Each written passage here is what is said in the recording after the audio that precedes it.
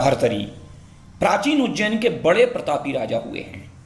राजा भर्तहरि की 3 पत्नियां थीं और वे अपनी तीसरी पत्नी पिंगला पर मोहित थे और उस पर अत्यंत विश्वास करते थे।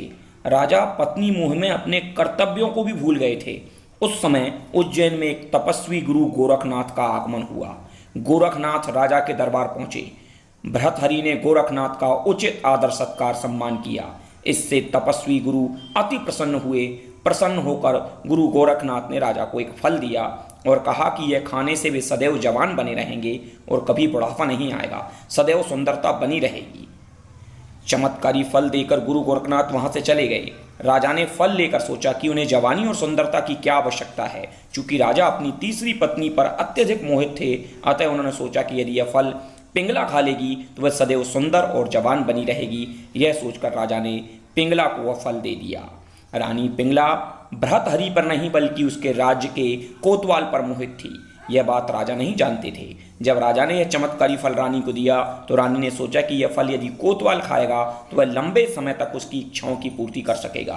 रानी ने यह सोचकर चमत्कारी फल कोतवाल को दे दिया। वह कोतवाल एक वेश्या से प्रेम करता था और उसने चमत्कारी फल उसे दे दिया ताकि वेश्या सदैव जवान और सुंदर बनी रहे। वेश्या ने फल पाकर सोचा कि यदि वह जवान और सुंदर बनी रहेगी तो वह गंदा काम हमेशा करना पड़ेगा, नरक समान जीवन से मुक्ति नहीं मिलेगी। इस फल की सबसे ज़्यादा जरूरत हमारे राजा को है। राजा हमेशा जवान बने रहेंगे तो लंबे समय तक प्रजा को सुखी रखेंगे। यह सोचकर उसने चमत्कारी फल राजा को दे दिया।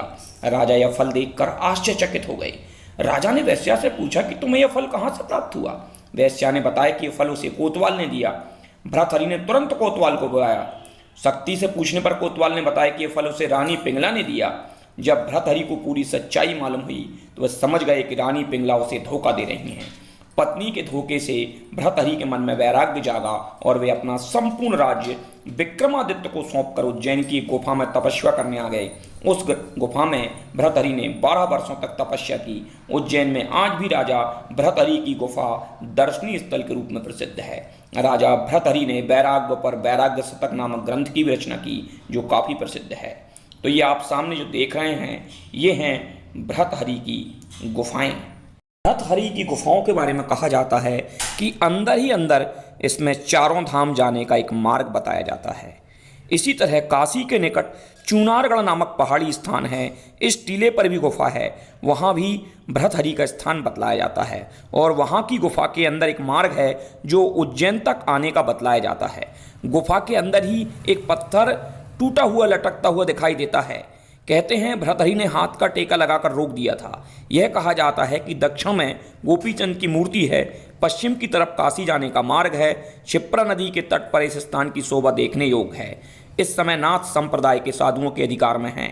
यहाँ कुछ मूर्तियाँ जैसे खंबे जैन कालीन मालूम होते हैं। संभवतः पीछे यह जैन विहार भी रहा हो। अंदर कुछ मूर्ति भी जैन चिन्ह सहित है। मुख्य रूप से यहाँ पर गायों की सेवा की जाती है, इसलिए यहाँ पर गायों के लिए चारा रखा हुआ था जिसे खरीदकर गायों को खिलाया जा सकता है। एक दूसरी कथा के अनुसार राजा भर्तहरि ने हिरण का आखेट किया। हिरण घायल होकर गुरु गोरखनाथ के समीप आकर मर गया।